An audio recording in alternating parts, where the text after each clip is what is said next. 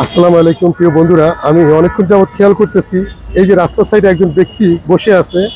উনি মূলত কি জন্য বসে আছে আমি জানি না, তবে আমি অনেকক্ষণ যাবত খেয়াল করলাম যে চুপচাপ করে বসে কি জানি টেনশন করতেছে।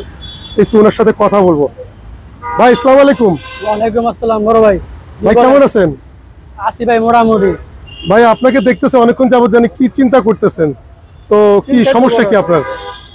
সমস্যা হলো ভাই আমি আগে চাকরি করতাম, আচ্ছা ঠিক আছে, কিন্তু আমার এখন চাকরি নাই। যে আপনি চাকরি করতেন, এখন চাকরি নাই? জি না, চাকরি নাই মূলত কি কারণ, সমস্যা কি কারণে চাকরিটা চলে গেল, কি আমার বিষয়? 3 দিন ভাই আমার শরীরে জ্বর আসাল। 3 দিন পরে আমি অফিসে যাওয়ার পরে আমার অফিস থেকে দিছি।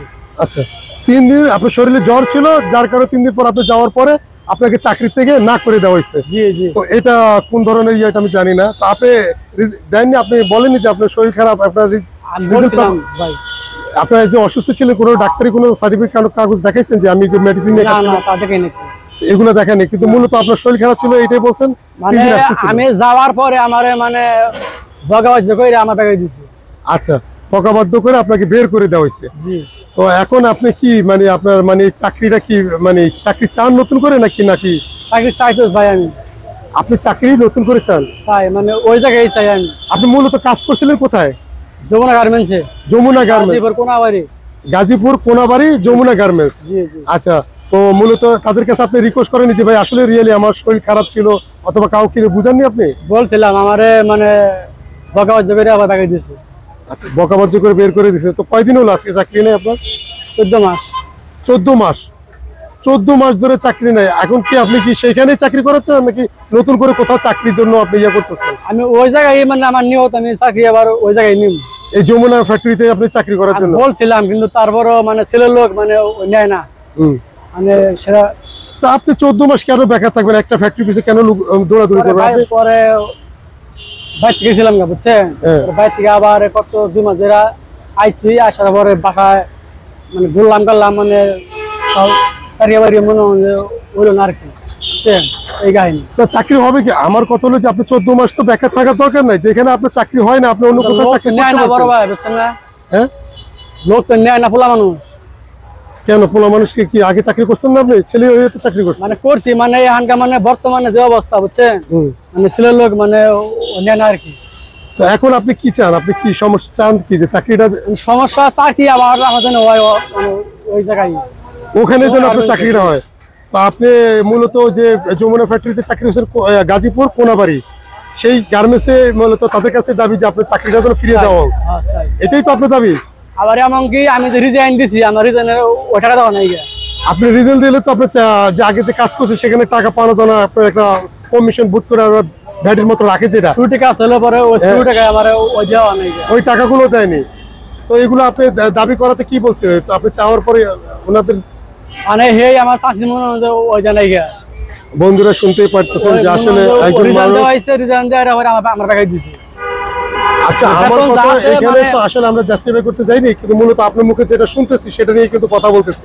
তো কথা হলো যে আপনি 3 দিন অসুস্থ ছিলেন, সেখানে অসুস্থ থেকে সুস্থ হওয়ার পর আপনি কোম্পানিতে গেছেন, আপনাকে সেখান থেকে না করে দেওয়া হয়েছে। আমি অনেক গেছি, যাওয়ার পরে আমার খানগিরি বলা নড়ি বলা কইয়া আমার মানে খারাপ ভাষায় গালাগালি করছে। জি জি জি।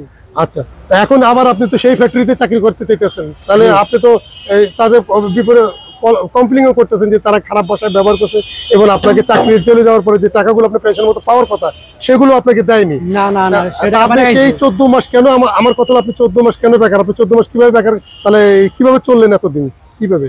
মানে বাইরে থেকে গেছিলাম, তাই যে বসে বসে মনে হয় ওই মানে গুলাম গালাম খাইলাম, বুঝলেন নাই গিয়া।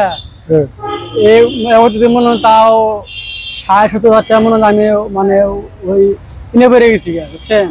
এই 14 মাস কিভাবে চলছেন এটা তো আমার প্রশ্ন। আপনি 14 মাস কিভাবে ঢাকা শহরে থাকা? হ্যাঁ, ঋণ করছি, ঋণ ধার করছি। এই 14 মাসে কি কোনো ধরনের কাজকর্ম করেননি আপনি? না না না, মূলত বেকারই ছিলেন। বেকারই ছিলাম। আর আপনার এখন চাওয়া কি ওই যে কোম্পানিতে আপনি চাকরি করেছেন সেখানে আপনি চাকরিটা ফিরে পাইতে চান নাকি? এই কোম্পানি আপনার সাথে খারাপ ব্যবহার করছে, খারাপ আচরণ? খারাপ বলতে কি মানে ওই যে লাইন শিফটটা ওই লোকটা মনে হয় ওই খারাপ বেশি। আচ্ছা, যে একজন ব্যক্তি, ওনার নাম কি? Shariful. Shariful, line supervisor. Line ship line ship, জি, জি। যিনি লাইন দেখাশোনা করে আর কি। জি জি উনি মূলত আপনার সাথে খারাপ ব্যবহার করছে, তো ওনার নাম হলো কি শরীফুল। আচ্ছা, যে আপনার যে ধরনের ফ্যাক্টরিতে আমরা বলি যে কারোর সাথে কেউ খারাপ ব্যবহার আচরণ না করে, আমরা যেন সমস্ত মানুষের একে একের সাথে কাজ মিলিয়ে চলি, কিন্তু কারো অন্যায় থাকলে সেটা একটা সম্মুখীন আলোচনার মাধ্যমে এটা সমাধান করা উচিত। কিন্তু কাউকে গালাগালি করে কোনো ষড়যন্ত্র করে সেই জায়গাতে চাকরি থেকে সরানো, কারণ আমি এটা রাইট মনে করি না। তো আপনি মূলত সেই চাকরি সেখানে ফিরে পেতে চান নাকি? এটাই জি জি যে কোনাবাড়ি আপনার জরুন ফ্যাক্টরি যমুনা গার্মেন্টস যমুনা গার্মেন্টসে আপনি ফিরে, তো আপনি কোনাবাড়ি সেই গাজীপুর কোনাবাড়ি যমুনা ফ্যাক্টরিতে উনি চাকরিটা ফিরে পেতে চান। যারা এই ভিডিওটি দেখবেন কোনাবাড়ির অথবা গাজীপুরের এই ফ্যাক্টরিটা চিনে থাকেন, অবশ্যই ভিডিওটি দেখাবেন এবং সেই কর্তৃপক্ষদের কাছে আমাদের বিনত অনুরোধ যে এই ভাইটিকে আর আমার যে টাকাটা মাইরে গেছে, হ্যাঁ, মানে ওই যে ওই সিঁড়ির টাকা রিজনের টাকা হ্যাঁ, আমারে বলছিল যে অর্ধেক টাকা আমার দিব, হ্যাঁ। কিন্তু আমার তাও মানে ওই টাকাটা ওই জানাই গেছে। আচ্ছা, আপনাকে এটা অর্ধেক টাকা দিবে বলে কিন্তু সেটা দেয়নি। না, না। আচ্ছা, আগের কথা আমি যাই বলি, আপনারা এই মানুষটিকে খেয়াল করবেন। আসলে এই ভাইটি আজকে 14 মাস যাবত বেকার, তো মূলত আপনাদের ফ্যাক্টরিতে সে আবার কাজ করতে চায়। আপনি অবশ্যই কর্তৃপক্ষ যারা আছে এই ভিডিওটা দেখবেন, অবশ্যই বিবেচনার ভিতরে নেবেন, এই মানুষটিকে আপনাদের সেই কোম্পানিতে আবার চাকরি দিবেন এই আশা ব্যাখ্যা রেখে আমি মূলত ওনা থেকে এই ভিডিওতে বিদায় নিতেছি। সবাই ভালো থাকবেন।